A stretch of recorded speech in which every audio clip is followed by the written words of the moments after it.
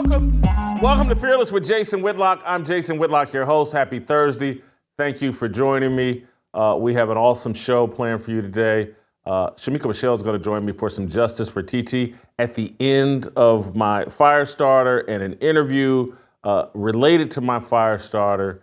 Want to thank you all for joining me. Want to thank First Cup for making today's show possible. Today's episode is brought to you by First Cup Coffee, a Christian-owned patriot coffee company that stands for core values, family, and building a community across the nation. First Cup's freshly roasted beans are delivered in ground or whole bean, pods, and bulk. Go to firstcup.com and use the code FEARLESS and save an additional 10% on your order. And if you subscribe, save an additional 10% for the life of your subscription. Thank you, First Cup. Thank you, First Cup, for making this fire starter possible. Guys, I'm not going to be talking about a huge name here, but I'm going to be talking about a huge topic. This is a huge topic that explains everything that's going on in American culture and why we have descended into chaos. So stick with me today and put your thinking caps on and buckle up for a provocative fire starter. Let's get it rolling. The penalty for pandering far exceeds pandering's alleged rewards. That's the lesson we should learn from the state of Missouri's and a Lifetime Fitness Club's handling of Eris Discordio Montano, a 50-year-old divorced father of one who now identifies as a woman. The state of Missouri pandered first, bowing to the LGBTQIA+ alphabet mafia and issuing Montano a driver's license that classified him as female.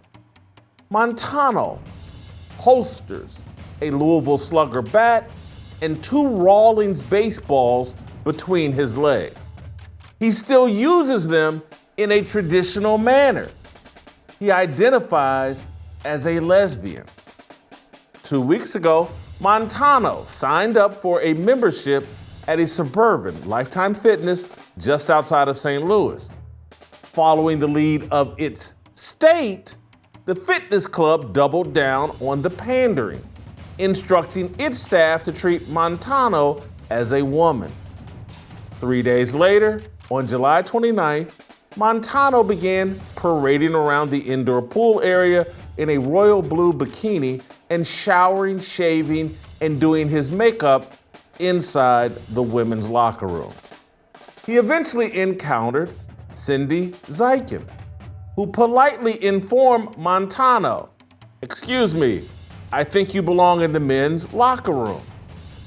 Montano pulled up his t-shirt, grabbed his male breast, shook them in Zykin's face, and retorted, "These don't belong in the men's locker room." To her credit, not to be outquipped, Zykin replied, "You have a penis, and that needs to be in a man's locker room." This exchange kicked off 10 days and counting of chaos in Ellisville, Missouri. Management at Lifetime Fitness defended its decision to allow Montano to undress, shower, and groom with women and children. Montano, who lives in his car, spent the next week officing at the gym from approximately 9 a.m. until the early evening. Gym members organized protests in the parking lot. Montano posted threats to harm himself and others across his social media platforms. He posted pictures of guns. He cryptically posted, "Is the slight inconvenience of asking someone to give you space worth taking the chance of killing them instead?" He then targeted Cindy Zykin, specifically posting, "I suppose if you're going to be hounded and harassed, it might as well be by as villainous a name as Cindy Zykin. I mean, yes, That last name sounds like a cold medicine, but I'm sure she will make a great dumb villain in the autobiography. The social media post forced Lifetime Fitness to revoke Montano's membership. Police officers physically removed him from the club on Monday. A day later, Montano drove to Zykin's house, where her husband, Andrew, a former Marine, spotted Montano's Jeep Wrangler stopped on their street. He ran inside, locked his wife in a bathroom, grabbed his gun, and positioned himself inside his home, ready to defend he and his wife. Andrew told me last night in a conversation, we're not playing around anymore.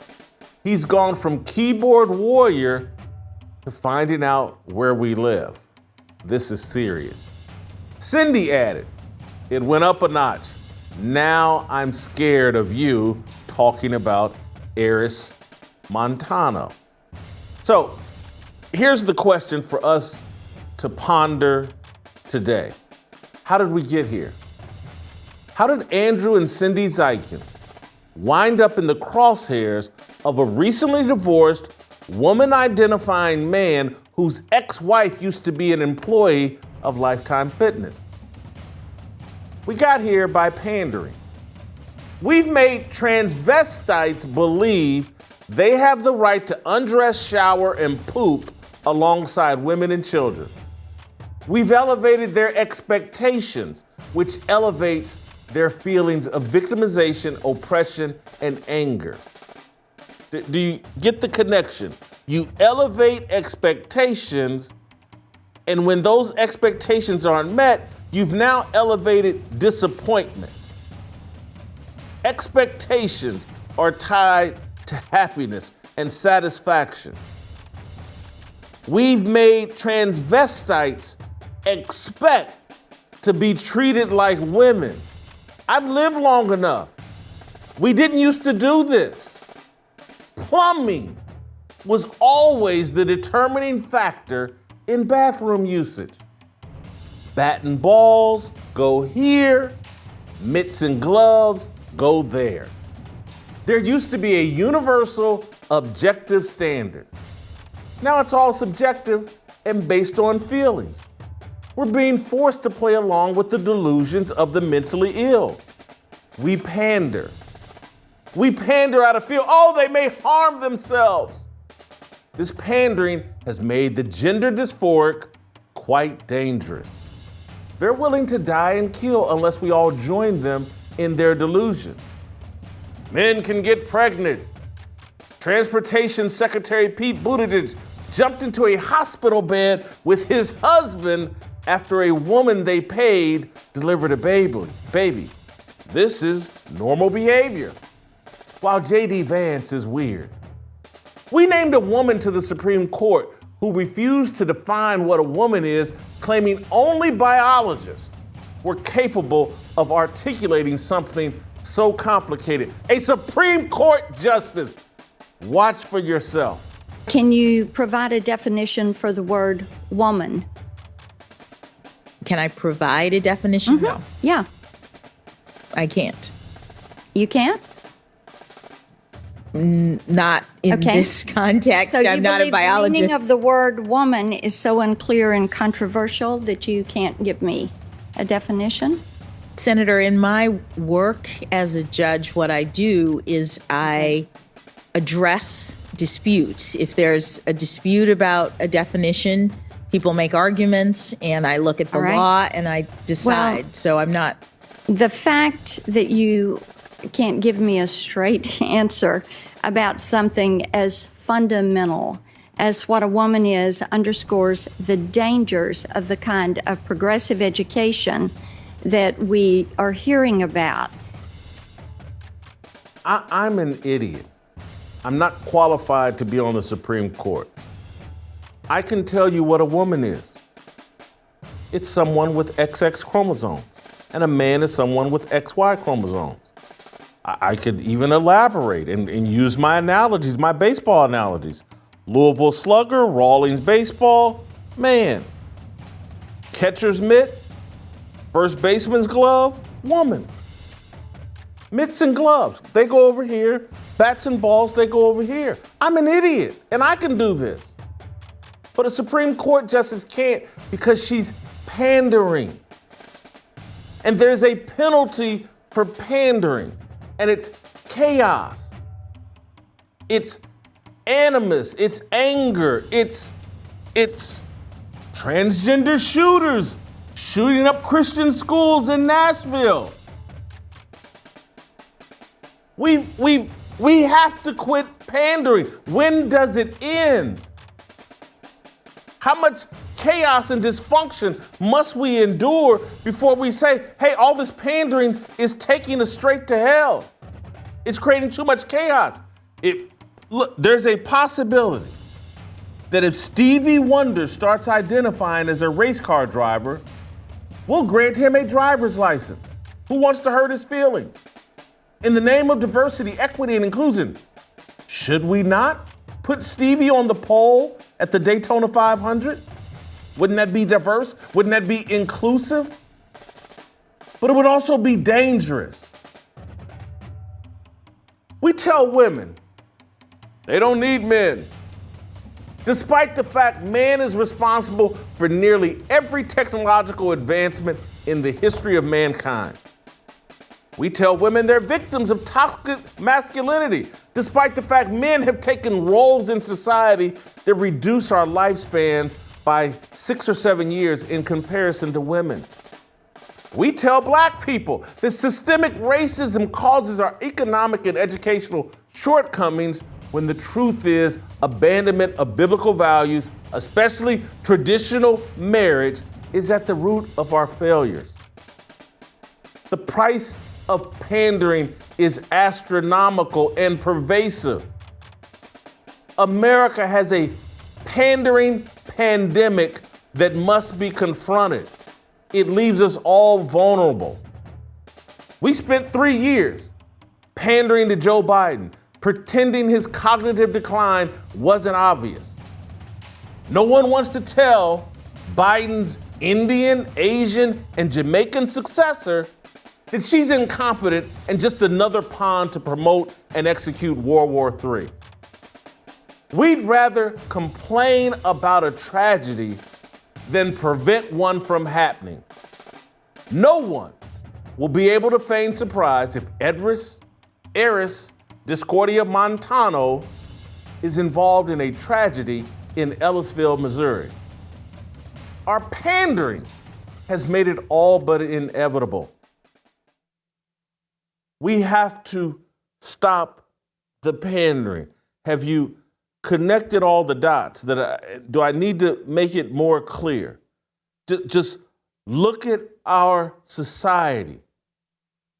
We keep moving closer and closer, and I'm talking about global society, to World War III. And we think it's playtime. Hey, we got to pander to black women who think this Indian, Asian, Jamaican woman is black, and we must all hop on board and celebrate her as a presidential candidate, even though we're on the brink of World War III and we're trying to install a woman who slept her way into politics as president of the most powerful country in the globe. Playtime is over. Pandering time is over. It's putting us all in danger. We pandered to Joe Biden and pretended, oh, yeah, he's perfectly fine. And I know there were many of us that were like, no, he's not perfectly fine. But the rest of the world has been pandering to Joe Biden. And now we've taken the pandering to an all-time level. Kamala Harris is this close to the presidency. She hasn't received a vote. She won't submit to an interview. She has no legitimate qualifications. And there are people running, well, I don't want to be impolite. I don't want to say that this Indian, Asian, Jamaican woman hawk-toured her way to the vice presidency. I'd rather pander. I don't want to get up. I don't want to upset black women. I don't want them to accuse me of being racist. And now we have people, it's everywhere. We got a guy showering with women and children at a gym with a full bat and 2 balls. And Lifetime Fitness did everything it could to make that happen and telling everybody, hey, you got to get on board with where we are. You got to pander to this man's delusion right along with us and put your kids in danger. Force conversations. This man's running around at an indoor pool in a royal blue bikini, forcing conversation. Look, families go to this gym. They take their young children, and now you got to have this conversation, and they want to tell us this is the way of the world, and we just need to accept it and get on board, and you're the transphobic person, and you just need to get on board. We're pandering. And now this man is angry because some people have said, hey, man, I'm done with this pandering. The state of Missouri, why did y'all give this man a driver's license saying he's a female when he's got a Louisville Slugger and 2 Rawlings baseballs? And Lifetime Fitness, why are you going along with the pandering of the state of Missouri? We're paying good money to go to a gym here. We don't want to have to discuss sexuality with our kids while we're at the gym. We don't want to discuss this man's gender dysphoria with our kids. Let's keep it real. This man is nuts. He's a danger. He's a threat. He's delusional. He's a victim. He needs help rather than pandering. You think that man isn't more likely? I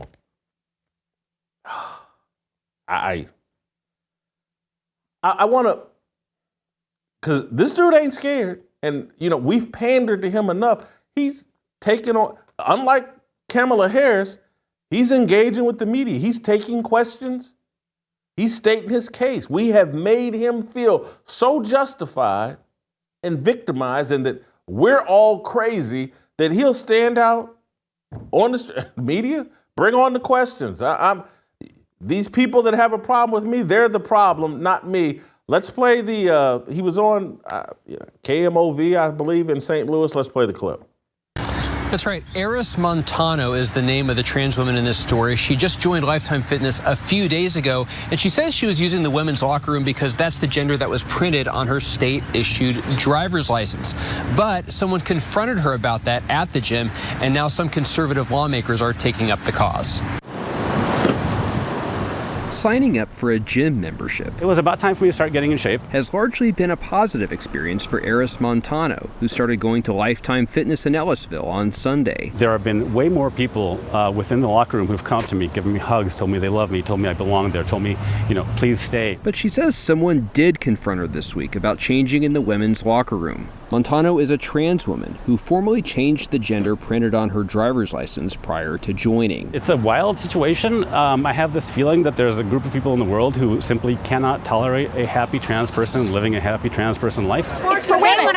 Today, a press event turned into a noisy protest. You're taking her rights away. And people both opposed to I just don't think it's right. and supportive of trans rights Let people be who they want to be. showed up to a press conference called by Justin Sparks, a Republican state representative. Decided today to take a stand and ensure that the safety of our community comes first. Sparks and Attorney General Andrew Bailey are calling for an investigation into the gym and the state's process for changing genders on a driver's license, which requires a person to fill out this form along with a medical provider's signature. We are going to get to the bottom of what has happened with the Department of Revenue and that form that they have issued several years ago. It was inappropriate.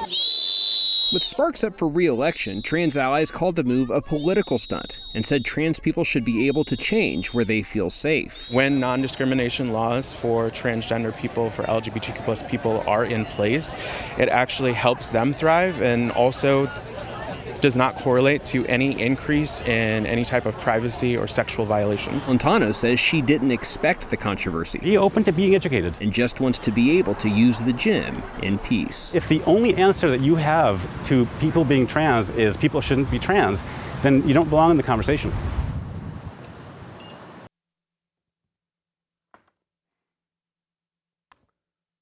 If that man wants to call himself trans, that's his business.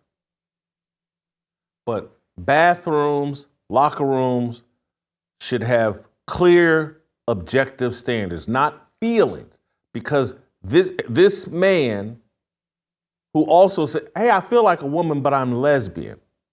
So what he's saying is like, I got this Louisville Slugger and these 2 Rawlings balls, and when it's time for me to play games, I want to play those games against women with catcher's mitts and gloves. And so, hey, guess what? I get to go in the women's locker room and scout prospective opponents.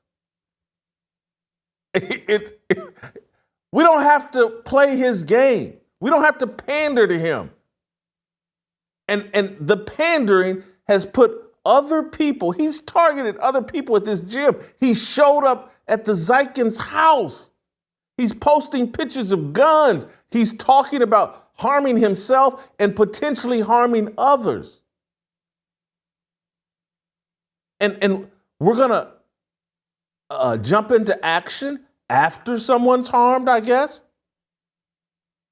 Because everyone's trying to ignore this. Everyone's trying to like, holy cow, there's nothing to see here until someone gets harmed. And then everybody's going to jump in and go, tis, can't believe this happened. And why didn't someone do something? It's why I'm taking the time to call this out now and try to get people to understand, like, we have to quit pandering to the delusional. This man needs help. He was married for 23 years. He fathered a child. He once belonged to this Lifetime Fitness as a man because his wife, his ex-wife, used to work at this Lifetime Fitness.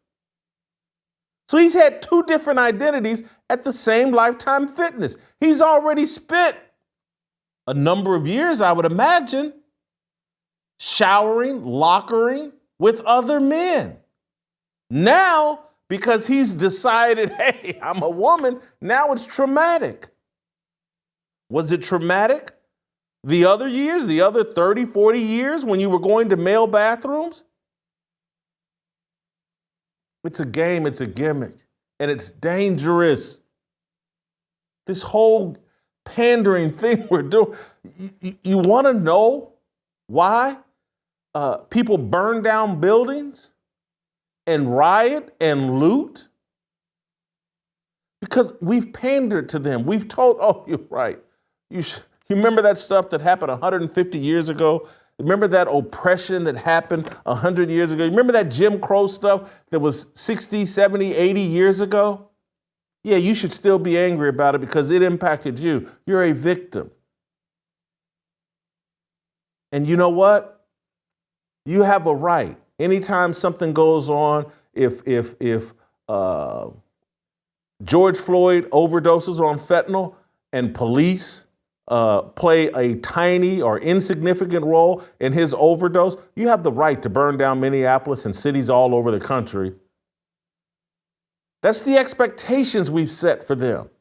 And they've met them. And that's why people run out and do chaotic, destructive things anytime the media stirs them up. And again, this reporter is pandering. He keeps calling this man she. Use the pronouns.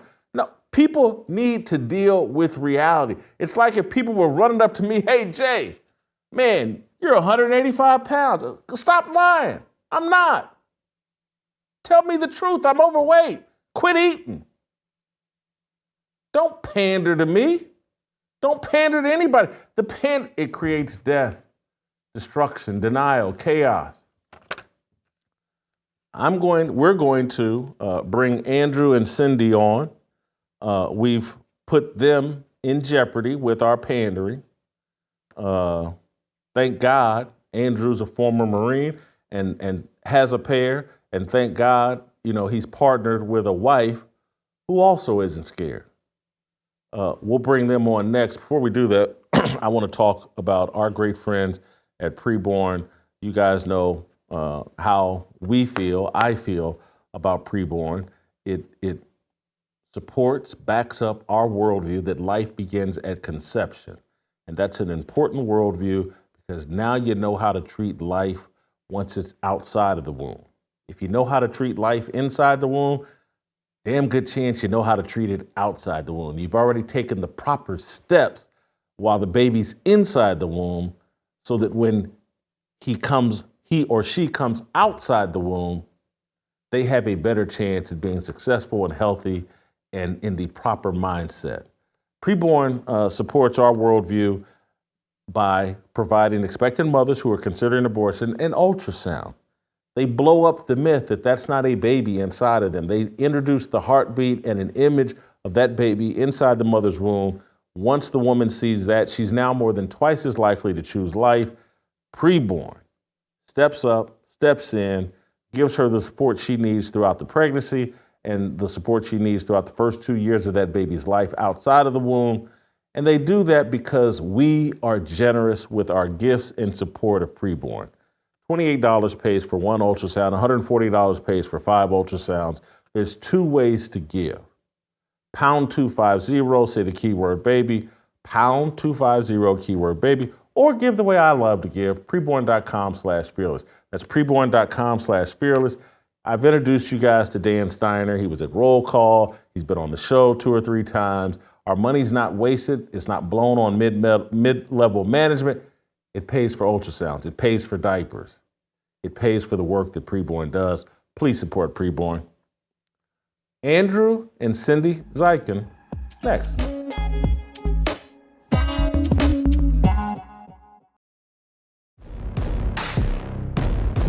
Welcome back to Beef. As I walk you through my top 50 media beefs of all time. Yeah, I'm an equal opportunity beefer. It's like, Randy, are you asleep at the wheel? Big lips are in style. I'd love to squash this beef. I mean, I was not real happy at all. I was less than thrilled. I was displeased. And now we have beef. Welcome back. Let's roll out to a suburb in St. Louis, Missouri.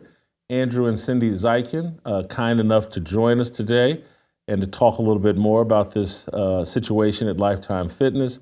Andrew, Cindy, I just first want to ask, do you feel safe? Are you concerned? Do you think this is in the past? Or what steps are you taking to protect yourself? A couple of days ago, the guy shows up on your street. How are you guys feeling? Well, I'll let you answer that. yeah, I mean, overall, I feel okay. Am I concerned? Yes. But I'm an avid Second Amendment supporter. I carry everywhere I go, right? And it's not that I'm out looking for a fight, but my job as a man in my family is to protect my family, and I will exercise all of my rights to do so. Yeah, and I mean, I feel safe with him. I would say if I was a single, female, I would probably not feel safe at all. I've, heard from multiple women and girls at the gym that have, either canceled or they've paused their memberships because they don't feel safe going. They don't feel safe bringing their young children there.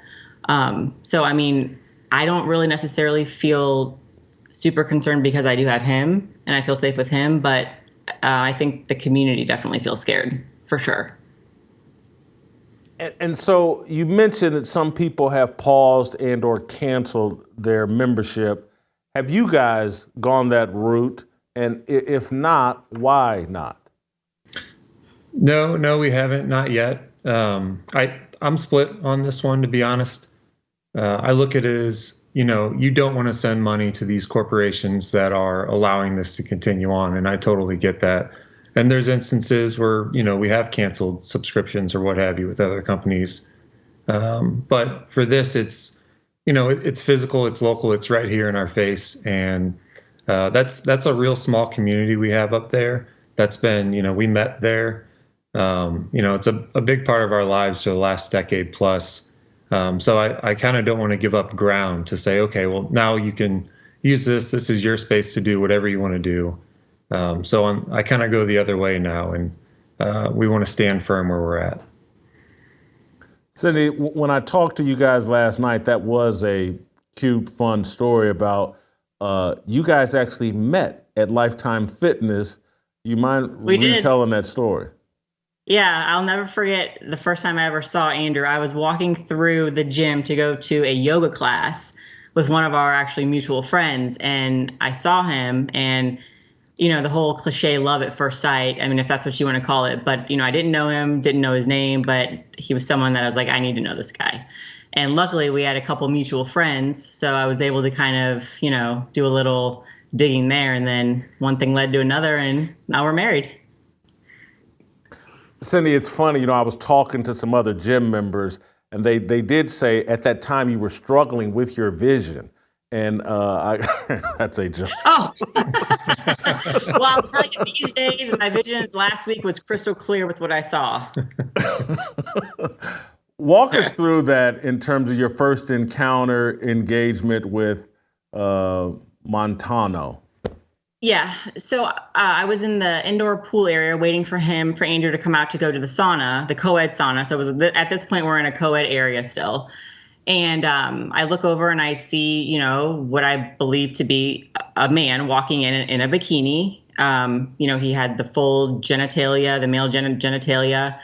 And instantly it just kind of put a bad feeling in my stomach. I was like, something's not right with this situation here. And I had a feeling that he was going to try to go in the women's locker room. He went and got in the pool for a bit.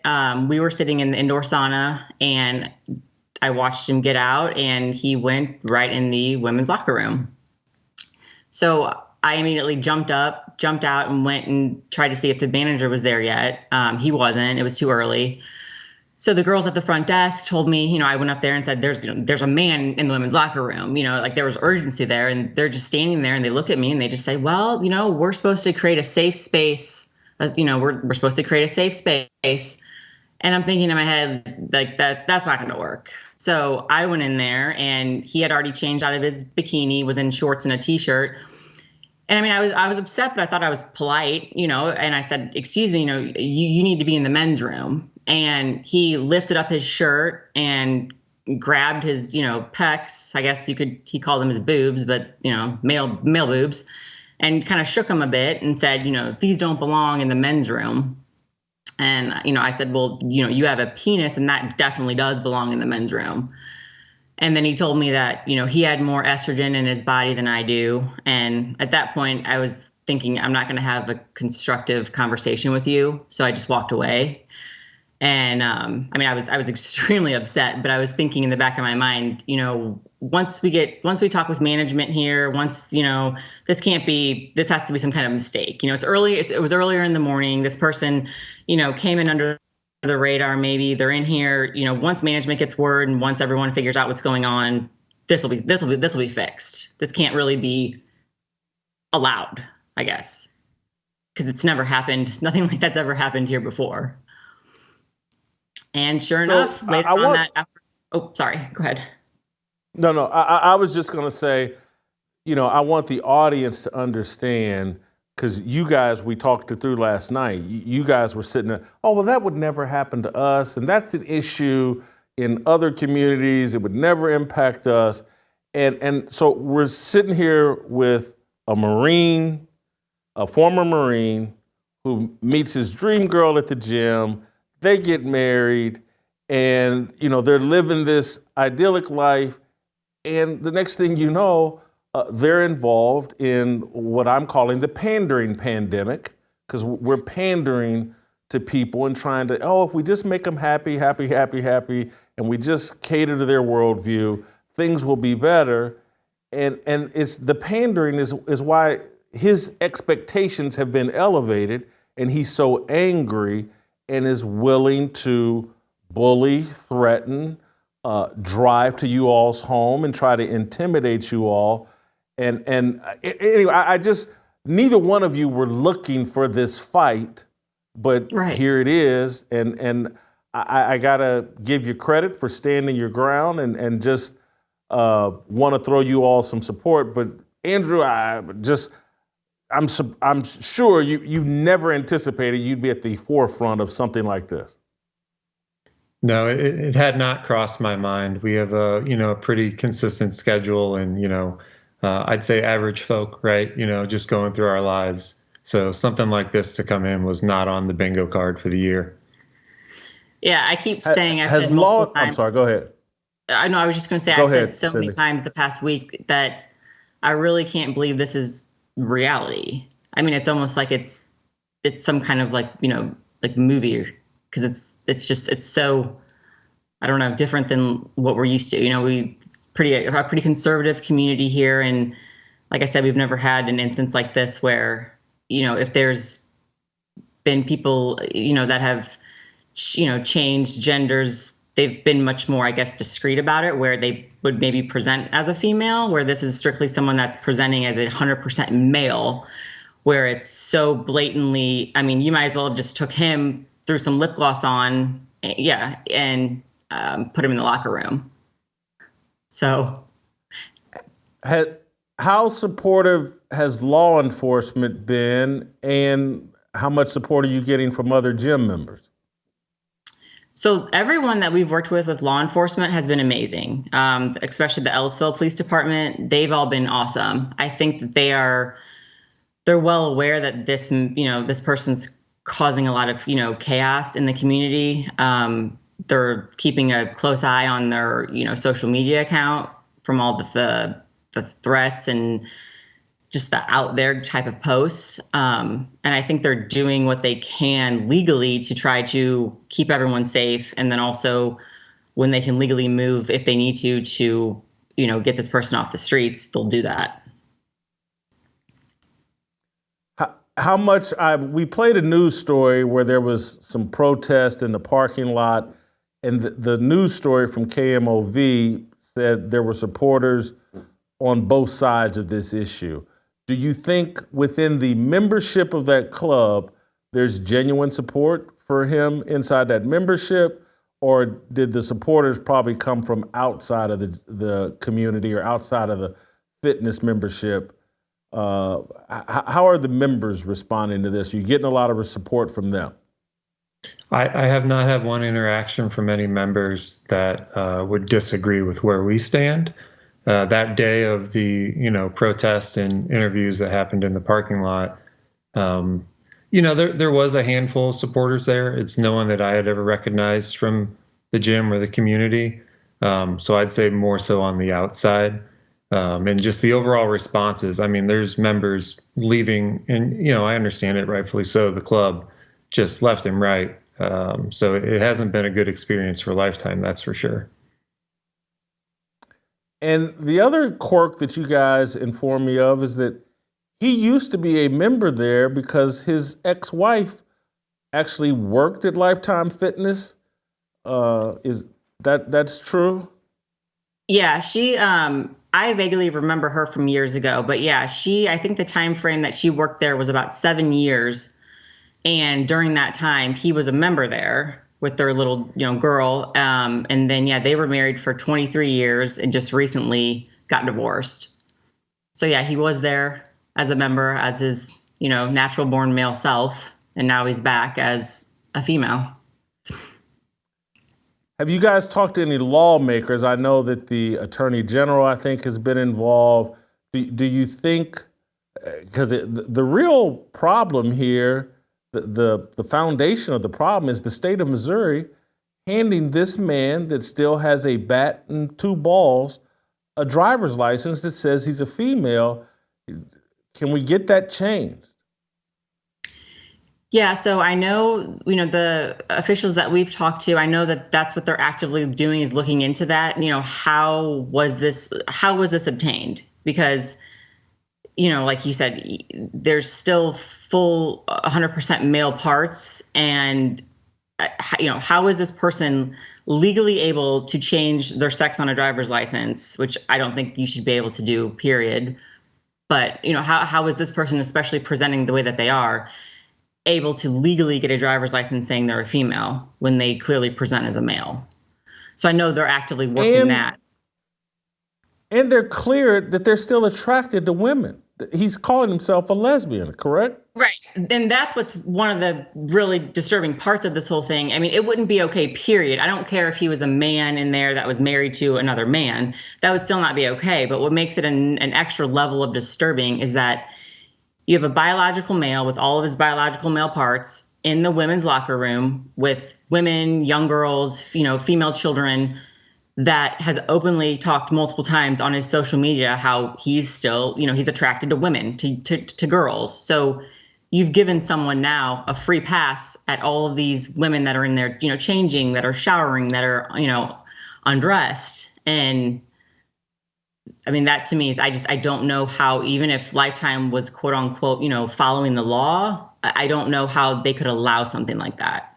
Yeah, and I think to kind of maybe clarify a bit on our position, we have no hate against any group of people, right? I'm fully supportive of people expressing themselves in America. That's kind of the point. But in this instance, right, there's a lot of harm, and it doesn't have to be physical, right? A presence of an individual can cause quite a bit of harm. So it's, if he would have been in the men's locker room, none of us would be talking right now, right? We would just go on with our day. Right. Andrew, final question. Any sympathy for Lifetime Fitness because of what the position the state put them in?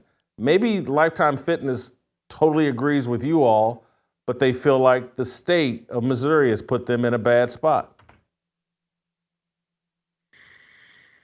For the local individuals here, yeah, I do, because, Lifetime's a huge corporation. They could close that club and I'm sure carry on, no problem. But, a lot of those individuals that work there, that attend there, they're good friends, right? One of the yoga instructors, Ashley, is a great friend of ours. She was in our wedding, or at our wedding, I should say, and many others. So I do have a lot of sympathy because, the impacts to the business is then impacts to our community, our friends. And right, we don't want that. And we don't want people calling and harassing the front desk or anyone, right? That's really uncalled for. So yeah, there is some sympathy there. And if you didn't have sympathy for anyone involved in this, I'd say maybe there's something wrong.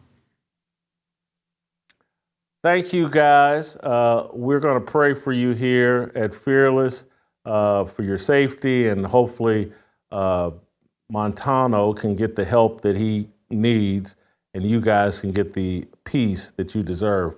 Thank you so much. Yeah. Thank you. Yep. Guys, I want to talk to you about The Cover-Up, Episode 2. It's available at blazetv.com. The pandemic may be behind us, but the social and economic ramifications still affect us today. We refuse to allow them to distract us and make us forget what they did to us. That's why in Episode 2 of The Cover-Up, Matt Kibbe and Senator Rand Paul uncovered the truth behind the origins of COVID-19, the lies and crimes of Dr. Anthony Fauci, and work to expose who is protecting them. Senator Paul's relentless pursuit of truth will reveal the insanity behind gain-of-function research. The people responsible will never be held accountable. From his contentious hearings with Fauci to his attempts to expose the agencies like the NIH and the DOD, Senator Paul has made it his mission to find out why the government is funding dangerous research and bring to light the lies that completely damaged our nation. This is personal. Our lives were forever changed by their deception, and together we intend to make sure that it never happens again. To watch the latest installment in the series, go to FauciCoverup.com/Whitlock and use the promo code FauciLied to get $30 off an annual subscription. Tamika Michelle and Justice for TT next.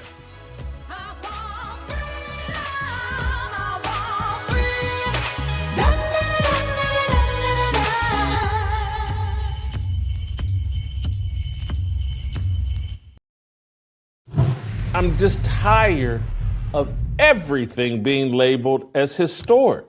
How in an Olympic sporting event, the Olympics have been going, how can an all-black podium, have you seen the 100-meter dash photos? But I cannot see, I'm legally blind.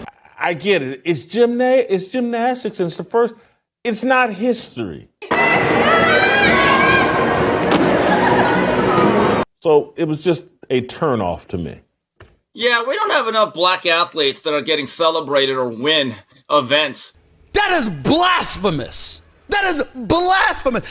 You know what would be really historic? A modern day spelling bee without Indian kids. Iridocyclitis. That's rare. Now that is something you don't see.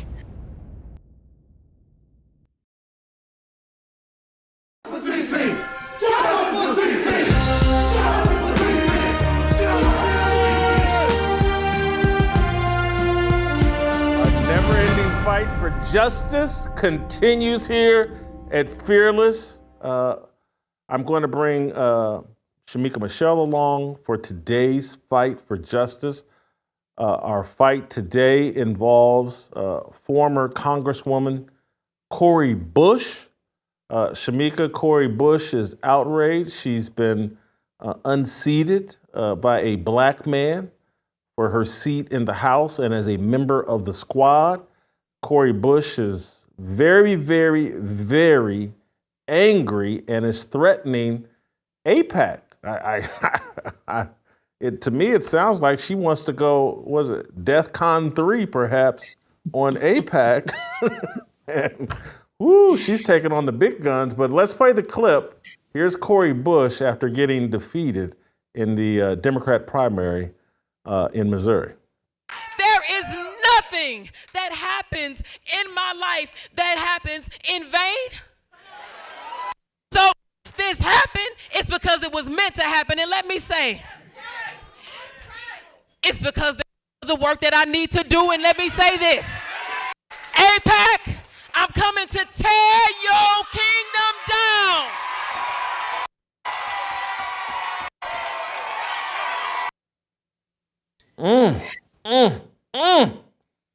She just went at the Jews. She's very upset with AIPAC. She feels like they undermined her attempt to win re-election. We must join Cori Bush in this fight for justice. Your thoughts? You know, I think this is hilarious because she's so angry when in all actuality, during her time as Congresswoman, all she did was chase cheeseburgers and fame. She never seemed really serious about what she was doing. And I think it's funny that a black man unseated her. So she can't even use the whole racism angle. But listen, I think that moderate Dems said, you know what? We want someone who is serious. We're tired of the clown show.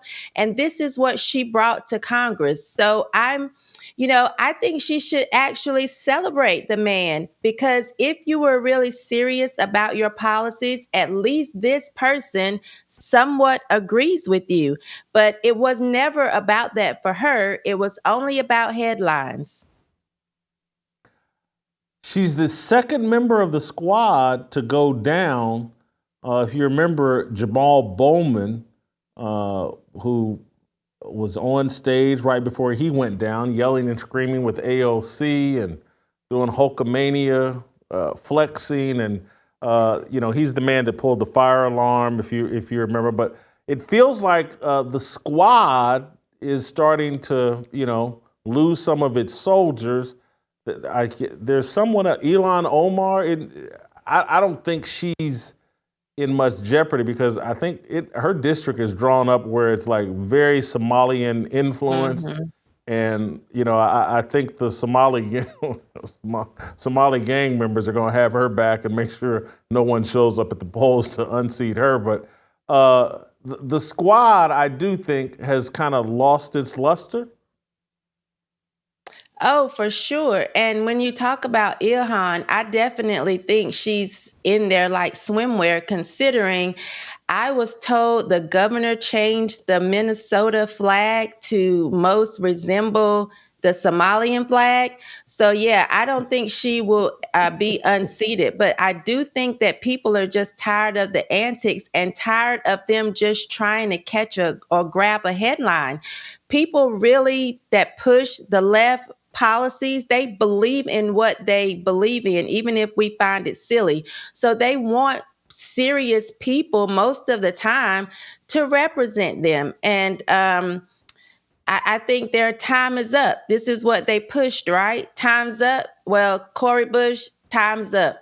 Going back to, wherever you came from, frying fish, whatever, I don't care. But at least I won't have to see you much. There